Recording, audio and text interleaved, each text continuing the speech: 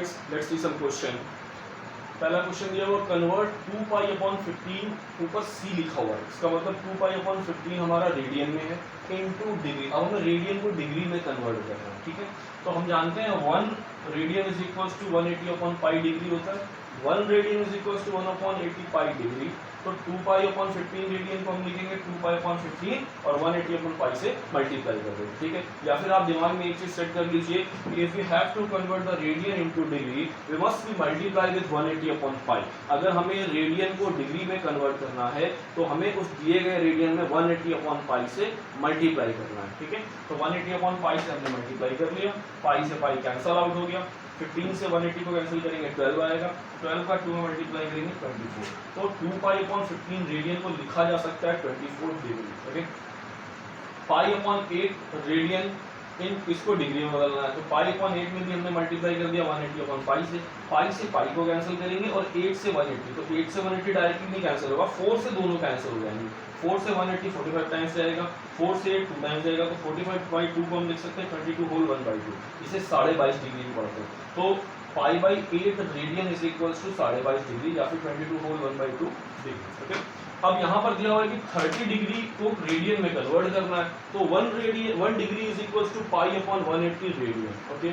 1 degree is equals to pi upon 180 radian, यानी कि 30 degree को 30 इंटू पाई बाई 180। आप ये याद कर, देखो दो चीजें आपको याद करना है। अगर हमें रेडियन को डिग्री में कन्वर्ट करना है we have to multiply by 180 by pi. अगर हमें रेडियन को डिग्री में बदलना है तो 180 अपॉन पाई से मल्टीप्लाई करेंगे।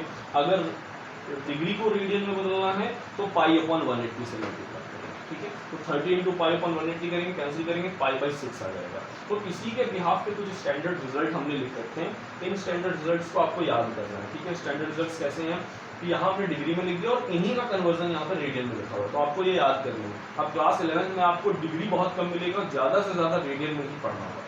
तो 0 डिग्री को हम 0 रेडियन लिखेंगे, 30 डिग्री को पाई बाई 6 रेडियन लिख सकते हैं, 45 डिग्री को पाई बाई 4 रेडियन, 60 डिग्री को पाई बाई 3 रेडियन, 90 डिग्री को पाई बाई 3 रेडियन, ओके। अब 120 को 2 पाई बाई 3, 2 पाई बाई 3 कैसे लिख रहे हैं क्योंकि 60 का 2 टाइम्स होता है 120, तो 2 पाई बाई 3 हमने बना लिया डायरेक्टली। 135 45 का 3 टाइम्स है तो 3 पाई बाई 4 बन गया। इसी तरीके से और आगे बनाते चले जाएंगे, जिसे भी आपको जिस भी डिग्री को रेडियन में कन्वर्ट करना हो उसमें सीधे सीधे पाई अपॉन 180 से मल्टीप्लाई कर देंगे, ओके।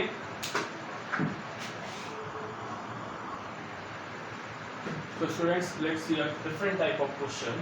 यहाँ पर हमें कुछ अलग तरीके का क्वेश्चन दिया हुआ है कि 6 रेडियन, अभी तक हम लोगों ने जो भी क्वेश्चंस किए थे उसमें रेडियन में पाई आपको अपॉन में मिल रहा था, लेकिन यहाँ पर एक डिजिट दिया हुआ और कहा गया कि ये रेडियन में you have to convert this radian into degree. हमें इस रेडियन को डिग्री में कन्वर्ट करना है, तो जैसा मैंने बताया था कि रेडियन को डिग्री में कन्वर्ट करने के लिए 180 अपॉन पाई से मल्टीप्लाई करते हैं। तो 6 radian is equals to 6 into 180 upon pi, okay. तो 180 अपॉन पाई किया हमने, pi is equals to 22 upon 7। हमेशा ध्यान रखेंगे pi is not equal to 180 degree but pi radian is equals to 180 degree. ये चीज आप हमेशा माइंड में रखेंगे कि पाई की वैल्यू 180 डिग्री नहीं होती है, पाई रेडियन की वैल्यू 180 डिग्री होती है। पाई की वैल्यू 22/7 या फिर 3.14 ही होती है, इसके अलावा कुछ नहीं। 3.14 डिग्री में होता है, आगे बढ़ता चला जाता है, ओके।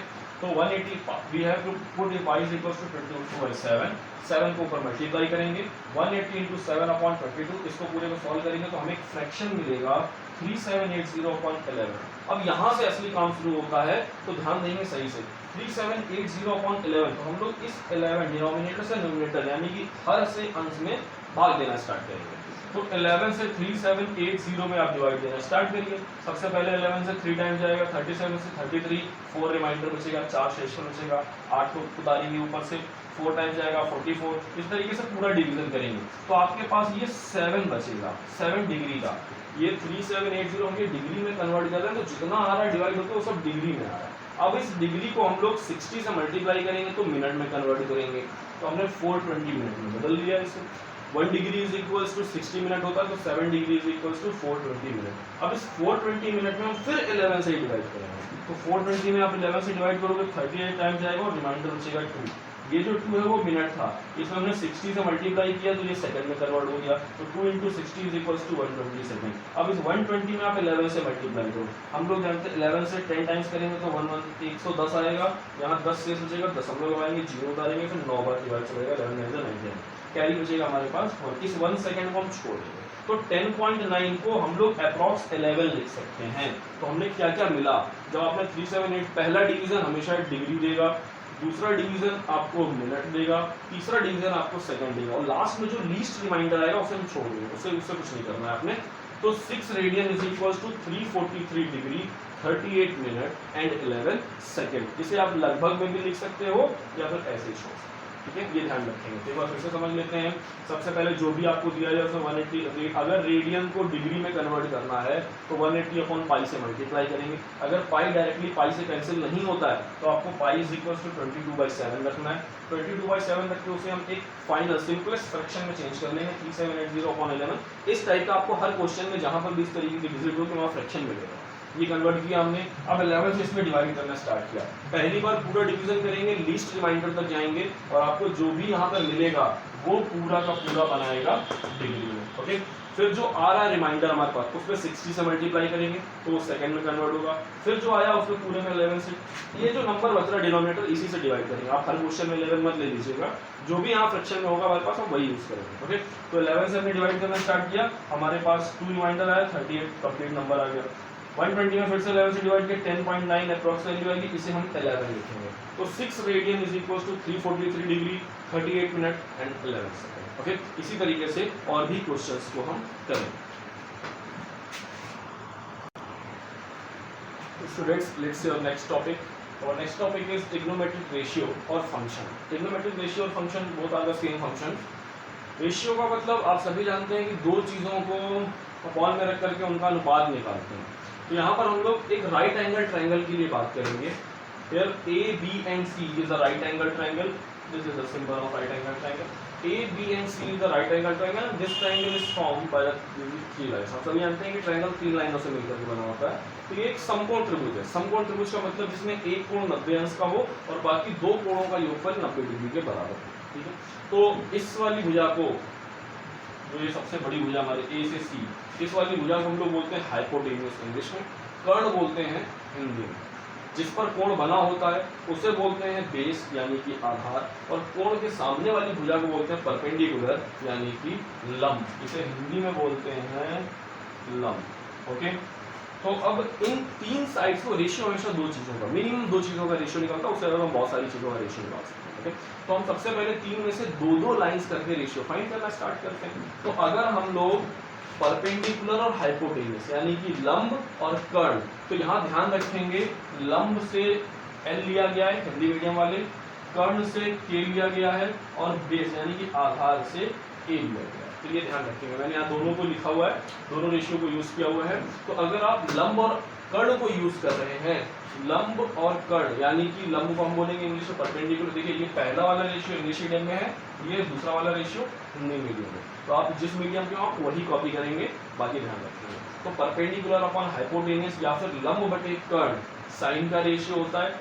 इसी को अगर हम उल्टा कर दें तो वो कॉसेक बन जाता है। 6 रेशियो हैं जिनको नाम दिया गया है साइन, कॉस, टेन, कॉट, सेक और कॉसेक। इनको हम ट्रिग्नोमेट्रिक ऑपरेटर्स भी बोलते हैं। ठीक है, साइन, अगर आप सिर्फ साइन की बात करो, सिर्फ और सिर्फ साइन, ये तो ये जो साइन है, कॉस, टेन, ये सब ट्रिग्नोमेट्रिक ऑपरेटर्स हैं जो इस एंगल थीटा को ऑपरेट कर रहा है। अगर आप ऑपरेटर चेंज कर दोगे तो हर एक वैल्यू अलग अलग आने लगेगी। मतलब अगर आप थीटा की वैल्यू फिक्स रखो, suppose theta is equal to 30 degree, अगर आप साइन यूज करोगे तो साइन 30 अलग आएगा, कॉस यूज करोगे तो कॉस 30 अलग आएगा।